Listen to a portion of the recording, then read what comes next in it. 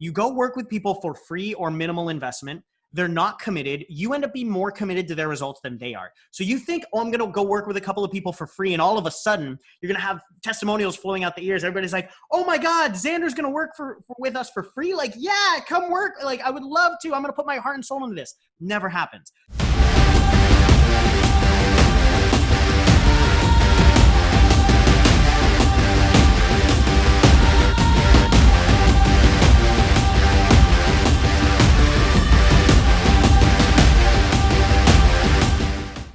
All right. How's it going, everybody? Xander Fryer, CEO and founder of High Impact Coaching. So today, what we're going to be doing something a little bit different. So I've got my amazing and beautiful wife, Maddy Fryer, sitting opposite me, which is a little bit hilarious because we're literally in office. Yeah, I was going to say underneath you. Directly above and below each other. So you might be able to hear me through your ceiling. But what we're going to do today, we're actually pretty excited about this one. I'm actually going to let Maddy run the interview today, and Maddy's going to be interviewing me. We thought it would just be fun.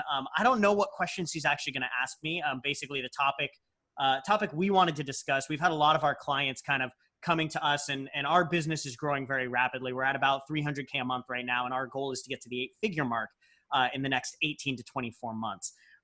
So we've got a lot of growth, a lot of stuff happening, and obviously have been through the journey over the last couple of years. So Maddy was, interested in doing a little interview with me to talk about what it's like running a multiple seven-figure coaching business, to kind of give you guys a sneak peek in the back door. So, babe, I'm going to let you take over and start going with it, if you don't mind. Alrighty. So I've got a few here for you. So I'm just gonna start. I think the most simplest first question for you would probably be literally, what's it like running a 7-figure, soon to be 8-figure business? Started off with that. Complicated. Well, I'm trying to think to, the best way to explain what it's like. It's like, it's complicated, but it's also an absolute dream. Right. I think, when I quit my corporate job about 4 years ago, we all kind of talk about the dream life of, being able to run a 7-figure, multi-7-figure, 8-figure coaching business, being able to travel where you want. Well, obviously we can't do a lot of traveling right now. But you get my point. Travel where you want, be with the people that you want. Obviously, like, you and I live on the cliff overlooking the beach in Encinitas, like literally our ideal place to be. I have my dream wife. I've got our dream puppy. So it's a dream right now because he's not barking. Yeah, it is a dream right now because he's not barking, because he's in the crate in the other room. But sometimes it really is. And I was actually chatting with Joshua, our head of operations, this morning. We were texting back and forth. We're like, holy shit, like, we actually get to live this life impacting people every single day. And you can't help but just like be incredibly grateful and appreciative of the opportunity to do that, especially in times like right now where, frankly, so many people aren't, very successful, aren't having the best time right now. But that being said, I couldn't have more gratitude and appreciation for the work that we get to do and where we're going and how we continue to scale. That being said, it is a lot of work. And I think that's something that everybody forgets. It's not like once you get to 7 figures, it's like sitting on your ass and all of it, like everything's just coming to you, right? Once you get to 7 figures, you have to maintain at 7 figures or grow to 8 figures, right? Which is just as hard or even harder. Once you get to the top, you hear this in professional sports all the time. Like, once you get to the top, you have to stay at the top, right? Well, I don't even consider us at the top yet. We've got a long way to go. But we have to continue to maintain where we're at and continue to grow at the same time. So it takes even more work than when you're first starting off. The more uncomfortable conversations, bigger risks. It's like when people are first starting off, their risks are like investing in like a $1,000 program, or like, should I go this route or that route? And it's not that big. Now the decisions that myself and you and our executive team make impact dozens of people just on our team, and then hundreds of people in, within our client base, and hundreds of thousands of dollars. And so it's interesting because running this business is an absolute dream. And at the same time, it's a lot of work. So I just want to be very honest about that with people. Yeah. I think one of the things you always say is like, you're at 6 figures, you have 6-figure problems. Like when you're at 7 figures, you have 7-figure problems. It's like the problems don't disappear. They just get bigger and our problems now are just way bigger than they were before. So you really have to just become the person or the people or the coaches that can handle bigger problems in order for you to have the right to have those problems, I think. Mm-hmm. So I think I guess this kind of leads me to my second question is, there are so many coaches within, our sphere of influence, and then obviously just so many coaches and people that are listening to this that, I don't know, you would know the statistic. I don't know the statistic of how many coaches really end up being able to do this successfully full time. I don't know if you have that statistic off the top of your head. Yeah, the Glassdoor did a study on it, and I know that, Forbes did a study on it, but I'm pretty sure it's something like 91% of coaches will end up shutting down their doors before they get to their 3rd year in business because they can't make it full time. So this is crazy to me, right? Where, there's 91% of coaches. I mean, I obviously went through IIN and a bunch of different coaching certifications, and that just makes me really sad to think about that. And so my question to you is, obviously you're at 7 figures looking to get to 8 figures. Like, what made you different when you were up and running that got you to like 6 figures in 3 months and then 7 figures in 12 months and now looking at going on to 8 figures? Oh man. I think the two things that I think of that probably help me the most that we see a lot of our clients embody, and then we have to help a lot of our clients embody because maybe they don't have it in the beginning, right? Yeah. Number one, really is the willingness to accept, and this sounds so bad, especially because we're in the self-development space, the willingness to accept that you're not good enough. Yeah. Like this is the real harsh truth that I think everybody needs to hear. Like, you are not good enough. Right. And I don't mean that to be a dick. I'm not saying that to be like an asshole, but like when I first started my business, probably one of the most important things that I understood was I'm not good enough right now. Like when I quit my corporate job, I was very successful in the corporate world, but I wasn't good enough to be a 6-figure, multi-6-figure, 7-figure earning entrepreneur because I'd never done that before. There was a lot of stuff that I was going to have to learn. And frankly, if I was already good enough, I would have already been there. So like everybody, when they're first starting off, has to accept that you are not good enough. I don't mean this in a mean way, but it's the truth. Because if you were good enough, you'd already be there. So if you accept that you're not good enough, you'll realize that it's actually okay. Because if I'm not good enough, and I focus on the growth mindset, everybody's read Carol Dweck's book, The Growth Mindset. Now, the problem is 99% of people don't actually implement it. We're still scared to implement the growth mindset. We're scared of people judging us. We're scared of putting ourselves out there and it not being perfect, right? You have to stop that shit. And this brings us to the second part, is you literally have to go fail and fail faster. Yeah. Right? So the first thing I accepted is I'm not good enough. The second thing that I accepted is failure was my biggest teacher. And the more of a fool that I could make of myself, the bigger failures I could have, the faster I could have them, the faster I would learn. Obviously, I had to make sure that I was absorbing the learning and not just rejecting it. But the faster I would learn, the faster I would grow, the faster I would become the person that actually deserved 6 figures, multiple 6 figures, and 7 figures. Right? So my willingness to just get out there and go make mistakes, make a fool of myself in front of everybody.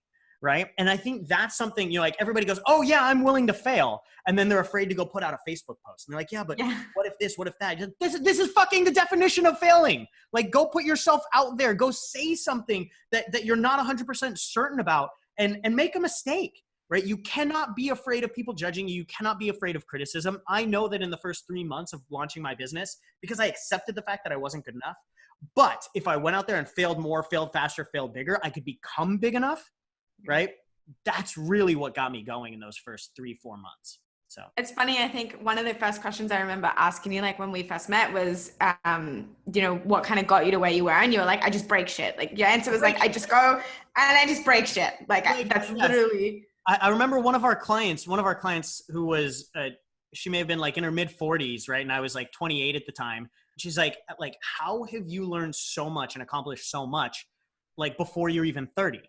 And she's like, I feel like you're wise beyond your years. And I told her, I said, I'm not wise beyond my years. I just break shit. I break shit a lot faster than everybody else. I'm not afraid to go fuck shit up.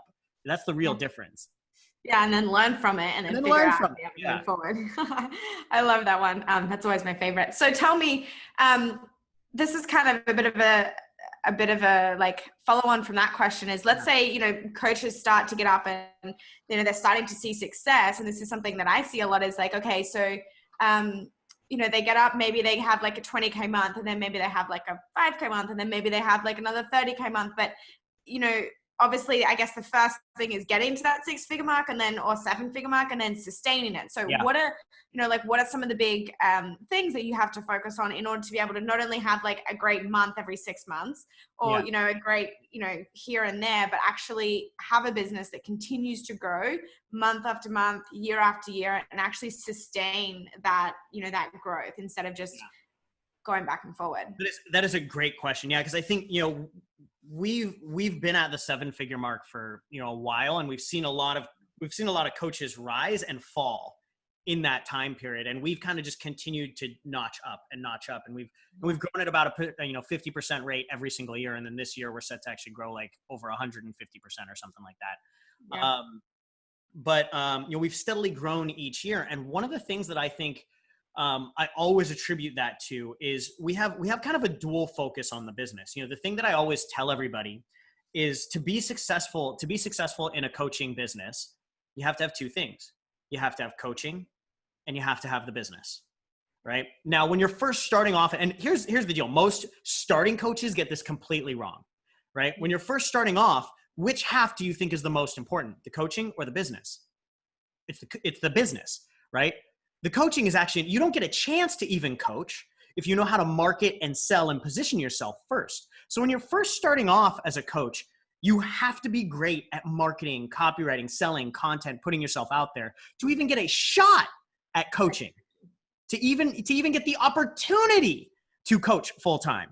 So you have to be great at coaching, and you have to be great at business. But when you're first starting off, you have to be great at business first and foremost. That's what has to come first, right? And then what happens is we see a lot of people in the coaching space that they're great marketers or they're great salespeople, and they're able to get up and running quickly. And we see a lot of coaches that suck at marketing and sales. And so they can't ever get, you know, the 91% that we were talking about for Glassdoor, that's all of them, right? They can never get up and running because they never learn the sales and marketing and positioning and all of that stuff. So they never get up and running at all. But then that 9% that you see get up and running, right? They're actually people who are good at marketing or good at sales, but might not necessarily be great at coaching. And this is where you see that next wave happen, where basically they're great at marketing and selling, so they can market the hell out of themselves. They can sell the shit out of their products, programs, and services, but they don't get great results, right? And inevitably what happens, this is why we see so many coaching businesses that aren't long-term sustainable, right? Because basically they can market and pitch and sell their way to some short-term success, but eventually the market gets wind of what really works, what brings true results, and what doesn't. And that's one of the biggest things that I've noticed, and one of the biggest reasons I think why we've continued to grow and scale every single quarter, every single year for the last 3 years, and we continue to do that, is because, you know, once we really mastered sales and marketing, you know, I was a coach to begin with. I wasn't a salesperson and a marketer. I was a coach to begin with. We learned sales and marketing, and that's what got us up and running, right? And now we have this amazing coaching background to fall onto. We have this amazing team. You know, we spend over $1 million a year just on our team, right? We should probably check how much we spend just on our coaching staff. Yeah. But I think the last payroll we did was like something like, I don't know, $120,000. So that's $1.5 million that we spend just on our coaching staff, our experts on our team, from sales to social media to copywriting to content to lead generation to mindset. Like, we spend over $1.5 million just on our team to get crazy results with our clients. So we invest more than what 98% of coaches will ever make in their coaching business. And I think that's what has really allowed us to grow and scale, is like, once you learn how to sell and market, you have to deliver a world-class product and service. And I think that's something that we do very, very well. Yeah. So tell me, like, because there's a lot of coaches out there that are like, yeah, but I see this a lot. This was me, that is like, yeah, but it comes into this whole, whether it's perfection paralysis or that comparison syndrome, right? Like there's a word that I'm thinking of and I can't think of it right now. Imposter syndrome. That it's like, yeah, but when I'm just starting out, maybe I don't have any testimonials, or I've only done 2 certifications and a degree or whatever. And, you know, like people starting out, what would you say to someone that's like, it's easy to say that, but you know, I really don't feel good enough, or I compare myself. What would you say to them? So that's a great question, because I think everybody feels this in the beginning. And the thing that I always remind people is at some point, Tony Robbins had to coach his first client. Yeah. And I guarantee that he learned more from coaching that first client than from reading any book or any certification. You will learn more from doing the damn thing than you will from trying to perfect it without. Like if you wanted to, the thing I always tell people, if you want to learn how to swim, can you go read the textbook from Michael Phelps on how to become a professional swimmer and read it, like study it for a month and then jump in the pool and all of a sudden you're a professional swimmer? No, you have to jump in the pool and you have to start swimming and floundering and you have to get better. And I think that's something that people don't understand, that people are a lot more forgiving than they think, right? So like a perfect example is whatever it was, 10 or 12 months ago, we launched our mastermind, our back-end mastermind, to take coaches to that $500,000 and 7-figure mark, right? So we launched our back-end mastermind about 10 or 12 months ago. No, not a lot of idea what we were doing. Obviously, we're playing off of, you know, I'd been a part of 10 different masterminds. So I wanted to take the best pieces that I had really, you know, seen in all these different masterminds and compile them into one mastermind and do it in a way that, like, you know, one of my favorite quotes from John D. Rockefeller, he says, do all the things that aren't scalable and you will scale. So we did all the things in our mastermind that basically everybody said, like, dude, you'll never be able to scale that, right? Yeah. And so we did all these things and there was so much that we did there. And frankly, we had to learn a ton. And when we first started it off, you know, there was like 5 people in the mastermind and like we were communicating in like a Facebook group messenger thread. Like it was so like it was held up by scaffolding, right? But people got value from it. And that's all they really cared about. People got value. They got our heart. They got our soul. They got the support that they looked for from high impact coaching and they loved. Right. And so even though it was like this, like house of cards that we had built, right? It was basically like built on like twigs and mud, right? It got us started. And that first quarter, I still remember this, that first quarter, we were asking for feedback from everybody in the mastermind. We learned more in that first quarter of our mastermind and implemented more from that first quarter and first 4 or 5 months that we have now than I could have, like, we couldn't have done that on our own. It was our clients that gave us that feedback on what they were looking for, on what helped them the most, on what wasn't working, on what needed to be changed. And now we have a mastermind with over 60 people in it and the ability to scale it up to over 200 people.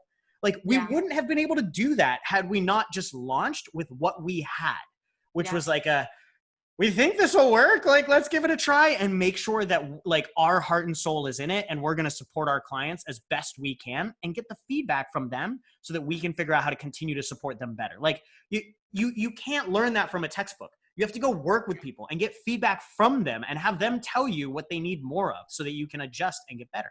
Yeah. And I think the one thing that I want to point out there too is like, you know, when you mentioned like, we think this will work, it's like at the end of the day, like you mentioned, like you're not afraid to put something out there and fuck it up, but you know that at the end of the day, like you're going to do everything in your willpower. You're going to make sure that the clients get the results. And I think that's the big thing that people get caught up on is like, well, what if I put something out there and they don't get the results? You know, like what if I put something out there? I think that's the biggest thing that I think people again, it comes back to the fear of like not being good enough or being judged. It's like, I'm not afraid of something not being good enough because I know if something's not good enough, I'm going to get the fuck behind it and I'm going to change it until it's good enough. I'm going to make things right. I'm not always 100% confident that when I first launch a program, it's going to be the best in the world, but I'm confident that by taking feedback and implementing that feedback, I'm going to make it the best in the world. Yes. Right? And I'm confident in my resolve to figure it out. I'm not confident in the delivery in the beginning.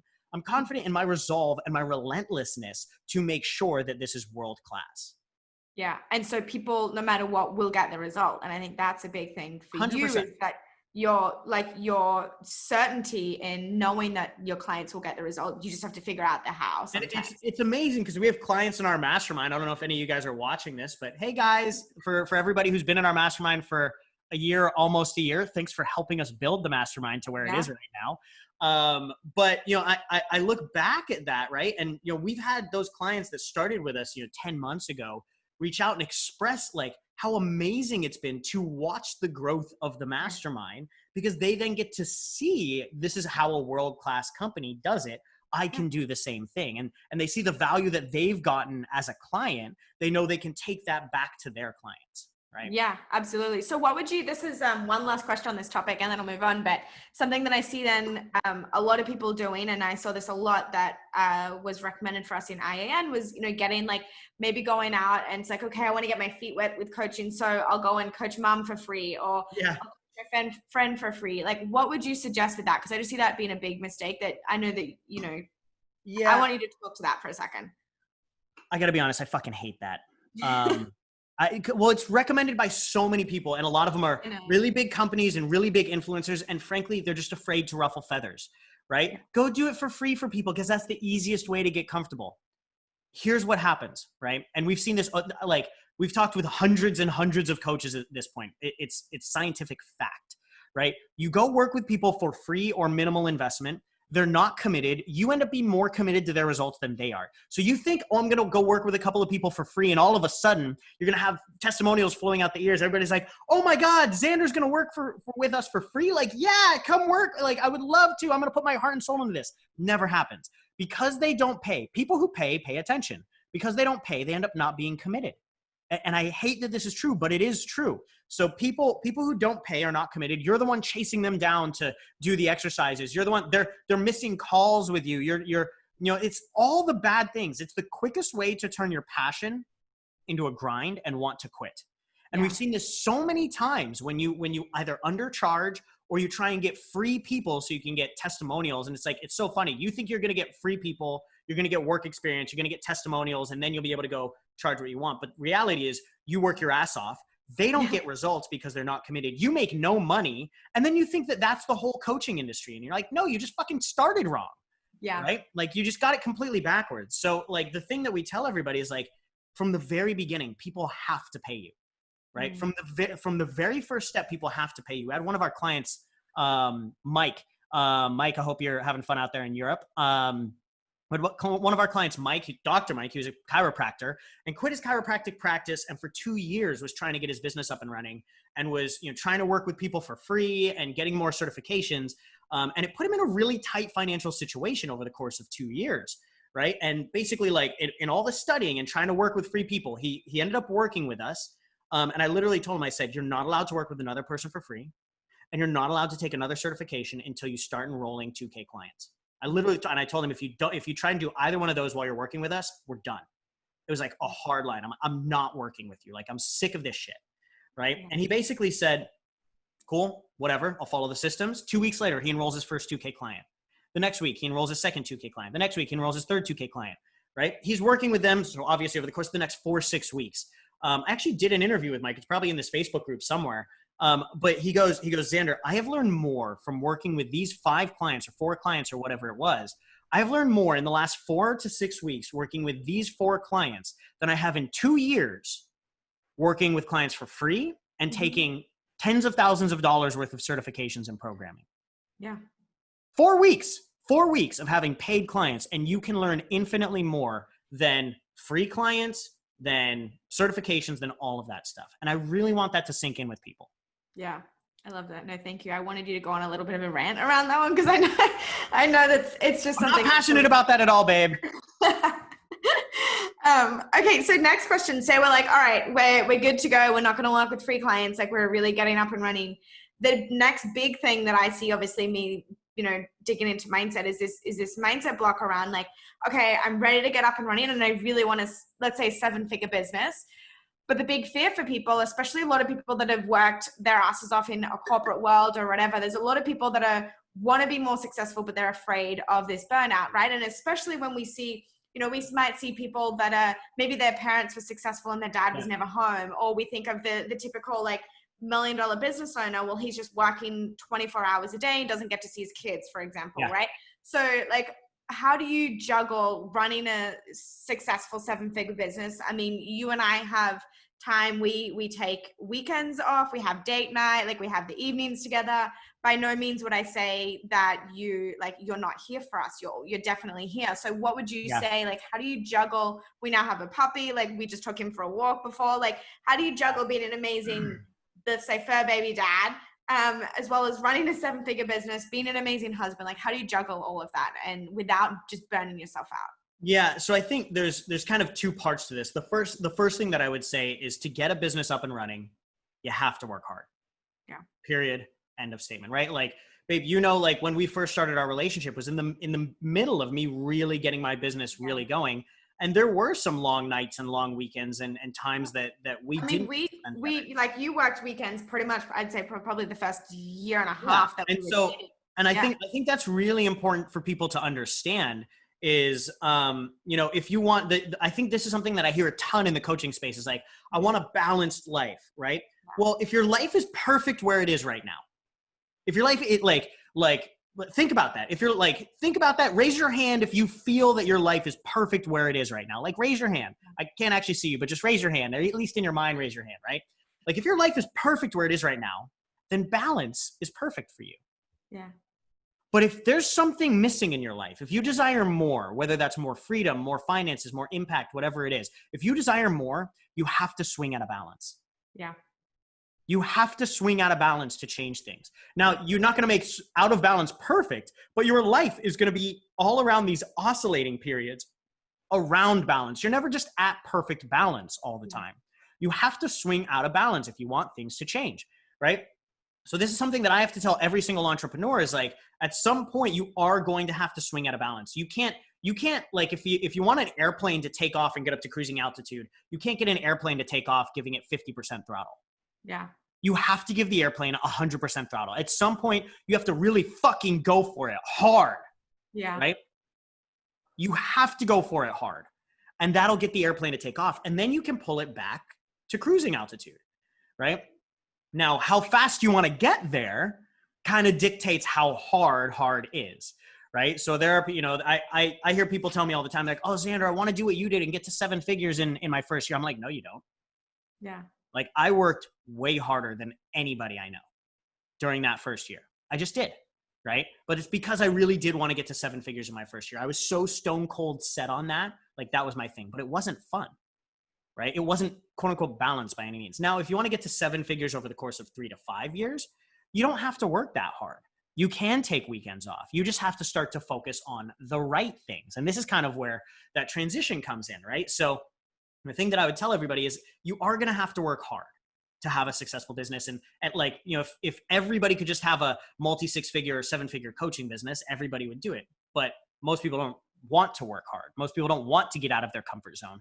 And this is kind of the second big piece that I would say is it really comes down, when I say work hard, working hard is part of it. The other part of it is getting out of your comfort zone and working smarter, right? And this is a massive, massive part of it, because a lot of people can get caught up in the working hard and thinking that working hard is the only way to get there. And then they get stuck in just working hard. And it's like the Gary V grind, right? And like, you don't have to, you know, just be in Gary V grind mode all the time. In fact, like I just mentioned, it's not sustainable, right? Yeah. Like, if I were to take an airplane and just point it straight up and just give it full throttle, it can only go that far for so long before the engine just explodes into flames, right? So you have to realize that you also have to work smarter. Right. And so as we get the business starting to grow, things like delegating, things like, you know, like a big thing that we see with a lot of our clients as they get to their first maybe 20K a month or something like that, they're like, you know, their mindset is still in the trailer park, right? Yeah. And they don't want to bring on their first hire, right? They're like, oh my God, like, how can I bring on someone? Then I'm financially responsible for them, right? And it's these next levels of fears, just like we talked about, right? It's like, you know, you had the 6-figure problems. Now you're facing the multi 6-figure problems, like bringing on a financial burden as an employee, or spending money on Facebook ads, or, you know, that next level of getting over your fears of taking the money you're bringing in and now reinvesting it in the business to continue that growth. Right. Mm-hmm. And so, you know, things like for us, I remember when you told me, you're like, babe, I really want at some point for us, because like we were talking about, like, at one point we really want weekends completely off. Right. Yeah. And you're like, babe, I really want at some point for us to like take Saturdays fully off. And our business was dealing with a lot of shit at the time, and it was growing rapidly. And I said, cool, let's do it tomorrow. Right. Yeah. And it was literally the next day we implemented taking the weekends fully off. Yeah. right? And it scared the shit out of me. But what I had to do was like, I had to step up my game as an entrepreneur and make sure we had all the right pieces in place and all the systems and all the processes to make sure that the business didn't explode over the course of the weekend when, Saturday is like, I completely disconnected, right? Yeah. Which is really scary for a lot of people. But what that also did is it allowed our team to take ownership and take responsibility and become bigger, better leaders than they would have ever been able to become before if I was just looming over them as the head of the company all the time. Yeah. Right? Yeah. So I remember you like you got to do hard work, and then you also got to get out of your comfort zone and do the uncomfortable work that scares you. Yeah. I mean, I remember on that Saturday, you were like, yeah, this feels really uncomfortable for me right now. Like, this isn't fun for me right now, but I know that I'll do it a couple times and it'll be fine. And then like the next weekend, you were like, yeah, I'm really grateful that we're taking these weekends off.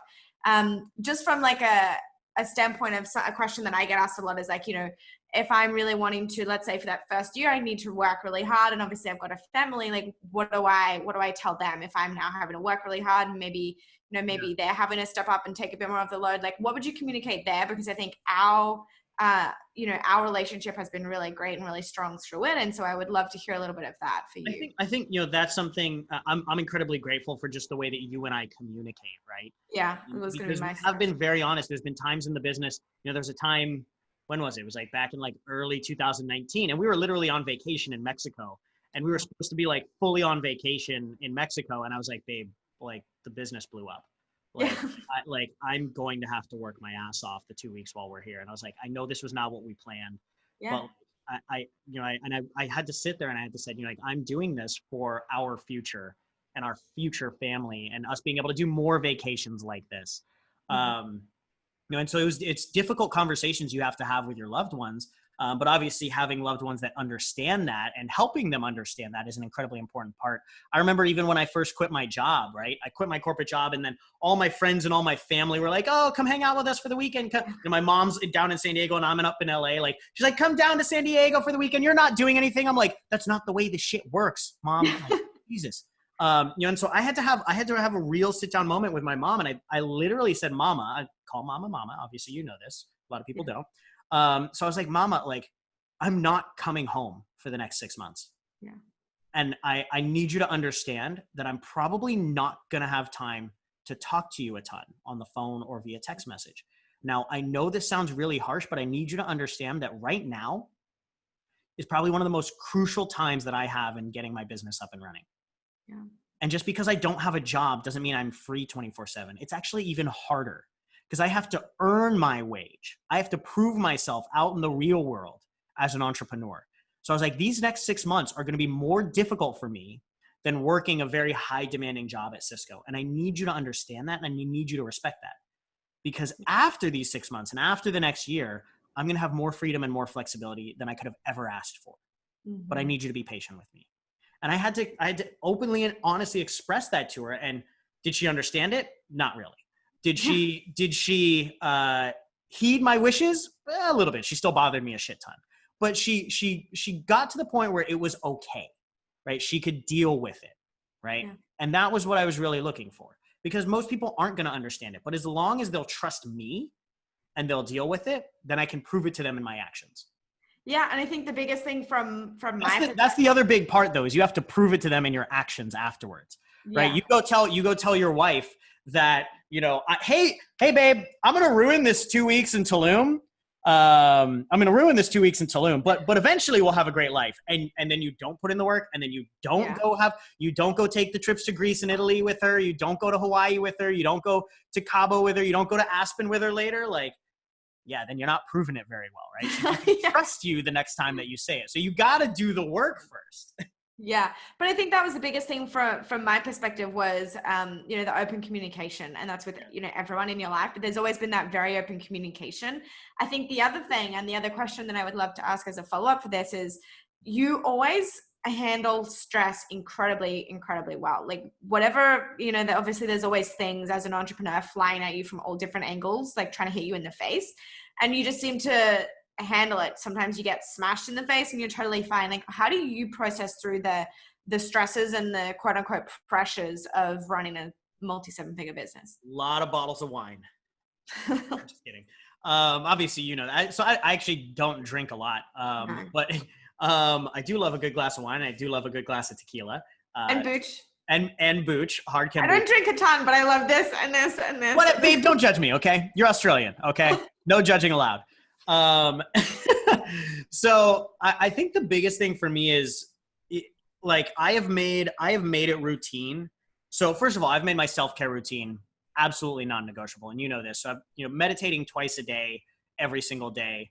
And then along with once a week, I do some form of self-care practice, whether that's like we now actually have an infrared sauna. So whether it's going to a float tank or getting acupuncture or massage, obviously we have something like 130 clients that we work with at any one time right now. So, I have to make sure that I'm showing up at 110%, and that's non-negotiable, because if I don't show up at, if I don't show up at a 11 out of 10, then our team won't show up at a 10 out of 10. For the rest of our clients, they'll only show up at an 8 out of 10. Right. So if I show up at a 10 out of 10, our team will show up at an 8 or 9, and all of our clients will show up at a 6, and nobody succeeds. Right. So I have to show up at an 11 or a 12 out of 10 every single day. I don't have the luxury of, frankly, taking a day off energetically. So I have to make sure that I perform at a very high level, which means that self-care is non-negotiable for me. And I think one of the things that I've done, I've noticed is habitual for me in the past, is when times get really tough. A lot of people, when times get tough, their self-care goes down. Yes. They go, oh, I don't have time to meditate. I don't have time to go work out. I don't have time to take time off and go, for a dip in the ocean or whatever it is, that walk around the block, that thing that is your self-care, right? I don't have time for that. That's the stupidest shit I've ever heard, right? So when times get really tough for me, and you know this, I double down, right? I say, babe, I don't have time for XYZ because I need to meditate more. Yeah. I need to make sure that my evening is free for this type of self-care, right? Mm-hmm. So I actually, when times get tough, I double down on the self-care. I do more of it. Yeah. And that's what allows me to get through that stuff. Yeah. And I mean, you just get through it, and it seems for me very seamlessly. And I think that's wise, because you really, take the time to process through. And one of the things that, I can't remember where this quote came from, right? But it's, pressure can burst pipes or make diamonds. Mm-hmm. Right. And so, one of the things that I've really grown to enjoy is putting pressure on myself, and understanding that pressure is not a bad thing. Pressure is a privilege. Right. Mm-hmm. And putting that pressure on me, which allows me to handle these demanding situations and turns things into something great. So, yeah, I love that. So next question, what would you say has been the biggest mistake that you've made in the last 4 years as an entrepreneur? Oh, babe, I thought this was going to be an easy interview. Come on. This is the last hard question, I promise. All right. Can you ask it again? Yes. So what would you say? Does it change if I ask you to ask it again? Sure. Why not? What would you say has been the biggest mistake? It's hard because you've made so many. So what would you say has been the biggest mistake that you've made in the last 4 years? Well, that's right. We fail all the time. I think the biggest, let me think about that. You're right. I don't think, I look back and we've made tons of mistakes. Yeah. I openly talk about how, there's probably a 16-month period where our business was pretty much stagnant. And we had spent, 16 months and over $500,000 on different programs, different mentorship, different funnels and Facebook ads, and hiring new team members that didn't work out. And then, letting those team members go so we could finally find the people that we really needed to continue to grow and scale the business. I think frankly, I think the biggest mistake that I would say is not making more. Yeah. I think we've done a really good job of making a ton of mistakes, but I think every single person, including myself, can fall into the fear of making more mistakes and making more mistakes faster. I can honestly say that my success and our speed of success has been dictated by, like we talked about, the size and the speed at which we've failed at things. Right. And I think if we were willing to fail bigger and fail more often and fail faster, we actually could have probably moved forward quicker. Right. Mm-hmm. Which is really hard to think about, but it is true. I think my biggest mistake would be probably not being open to making more mistakes and just messing more stuff up, going against the grain more, right? Like challenging my thoughts, my beliefs of what is reality, and just saying, hey, this is just a science experiment. Let's just see if this works. Let's go break it. Right. This is like you're in my motto right now, Raising Aspen. Hey, it's a science experiment. Let's see if this works. Yeah. I love it. Okay, so if I'm going to give you an easy question on the flip side of that, what would you say is the most rewarding part of your business right now? The team. Mm. I would say the team. Don't take this the wrong way, but working with clients is amazing. But helping grow a team of leaders that then helps go and change people's lives even further is probably one of the most amazing experiences I've ever gotten to experience. Having a team that works at of all the different experts of salespeople and marketing people and mindset people and psychosomatic work and positioning and success coaches, and like helping everybody come together as like one high performing, like world-class team to scale the business as a whole and the impact and the mission as a whole is just, it's so fun. And it's so rewarding because every individual on our team is like, you get to watch them become such amazing leaders and impacting other leaders. Like where else can you say that you've got a team of 10 to 15 people that are all impacting other entrepreneurs that are impacting thousands of people's lives, right? Like that's probably one of the most rewarding things for me. Yeah, I love that. And what would you say, I always love this question, what would you say you're working on within yourself right now? Oh man. Not cursing as much as I'm wearing a shirt that says I fucking love you. I would say, honestly, the biggest thing that I'm working on right now, and I think you and I have talked about this a little bit, it's not business related. I think if I were to say business related, it's becoming a bigger leader, right? Mm-hmm. I openly talk about how, we want to get to 8 figures in the next, 18 to 24 months, right? Yeah. And if we're going to get to 8 figures in the next 18 to 24 months, I have to be an 8-figure leader right now. So I have to think and act and behave like an 8-figure leader right now if I want us to be at 8 figures in the next 18 to 24 months, right? And so me becoming a bigger leader is probably the most important thing from a business standpoint. But I think, my actual biggest focus is just learning how to become a better husband and become a better fur baby daddy, right? So these are areas of my life that I've obviously never experienced before. So I'm new to them. And in appreciation of what we've been talking about, I'm sure I'm fucking a lot of stuff up and breaking a lot of things. I was going to say, I think you're already like a 12 out of 10. So I'm looking forward to seeing what else you can do. So I know your dad thought that I was married before we were met. So maybe it's because I actually secretly was married before you and I met. Okay, there we go. But I think, that is a major focus in my life right now is, I've never been a dad-like figure. So obviously, like, I've got my godson that we live near and I've got my nephew. So just like spending more time with them. That's a big part of my life, is really working on my ability to be like a role model in their lives. Even though we don't have kids yet, I want to make sure that we're stellar, awesome parents. And I know we will be, but being a better influence in their lives. And then obviously taking care of our fur baby, Aspen, and making sure, cause he doesn't get to choose, how he grows up and how he's raised. So making sure that he has the best opportunity to be an amazing dog as well. So I think that's the side of me that I'm really focusing on the most. I love that. Of course you do, babe. Yeah. I mean, that's great for me. I'm like, yeah, this is great. You're sitting over there like, oh my God, I'm so glad I married him. I am. It's just, you never cease to amaze me. Which, I mean, you and I could speak all day for this. So I won't keep you for too much longer. I guess the last question that I would have for you is, what's the last tip you'd get to anyone or give to anyone to say that's really looking to get to 7 or 8 figures within their business? You have to let go of who you are to become who you were meant to be. I think this is something that's terrifying for a lot of people. Like and this kind of goes back to what we were talking about in the beginning here, is like, right now you're not good enough. Your thought patterns, your action patterns, your beliefs, who you are as a person is not good enough. And you have to let go of that person to become the person that you were meant to be. This is terrifying for a lot of people because people don't want to let go of what they know. Yeah. But, and I tell this to our clients all the time, the beliefs that I had, like as a human being, the beliefs that I had when I first started my business, when I quit Cisco and when I first started my business versus who I am now are completely different. Yeah. Like if the person when I quit my job saw me today, they would not recognize me. Because I had to change and grow and let go of so many programs and beliefs and stories and create new, better ones, but sometimes scary ones, courageous ones.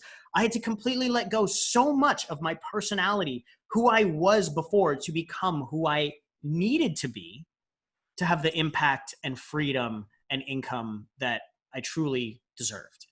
So I think, the piece of advice that I would give everybody is, if you want to get to that next level, it's the Marshall Goldsmith quote, what got you here won't get you there. You have to let go of who you are. Literally let go of your identity as a person to become someone bigger. Well, I'm grateful that you let go of that person, because I'm in love with who you are right now. And obviously I could chat with you for ages. Otherwise I probably should have married you if I couldn't, but I'm glad you made that that's mistake. all for me. That's all my questions. Yep. Awesome. Thank you, babe. You're welcome. All right, friends. And thank you, Maddy. Thank you, babe.